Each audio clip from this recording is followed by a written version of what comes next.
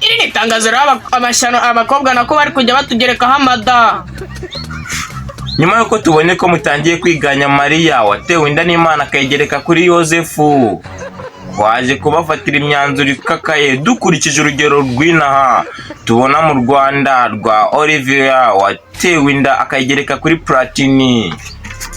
Mu myanzuro twafashe ikakaye harimo ko tuzadukura nta mutungo n'umwe dufite utwanditseho, nakeneraga koko nkagatuma mere bakakamwandikishaho, nagura agasambu nkakandikisha kuri sokuru, nagira umutamenwa nk'uwa Platini P nubwo atazongera kuwuraramo nkawandikisha kuri nyogokuru. Ndakubwiza ukuri ko aho ngaho uzataha nk'uko waje, ariko nudasama inda ntabwo uzataha. Mu gutaha nk'uko waje rero, nimba warazanye bucya ndoga yuzuye imyenda, kubw'amahirwe ushobora kuzacyura ebyiri bitewe n'izo waguze, cyane ko nanjye nzakwereka ko nsigaye nk'uko naje.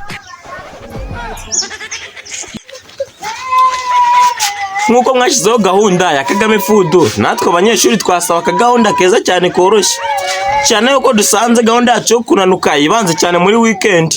Tukaba dusaba yuko nk'uko mwashyizeho Kagame Food mwadushiramo murya muri weekend umunyeshuri ashyigikiwe. Nibyo, hanyuma yuko turi kubona abanyeshuri turi kugera muri weekend amatama akahobera, turi kubasaba ko byibura mwajya mushyiraho idagadure umunyeshuri muri weekend, tukajya tujya nko ku kagari tukajya gufata udushyimbo n'utugori, cyane cyane ko ku ishuri batumenyereje amakobora ibigori bikoboye.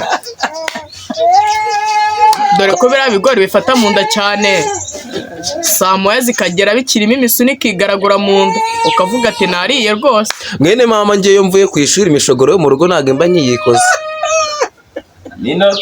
cyane ko hari abagiye ku ishuri bakurikiye ibiryo, kandi mukanadufasha mukajya mubikobora kuko gahunda y'imisuna rwose ntabwo iri kutugwa neza. Iyo buri gihe nzi ko ndi burya ibigori nitwaza agapaki ka kirida. Urazirya se? Zo kwiyaganyuza imisuna y'ibigori.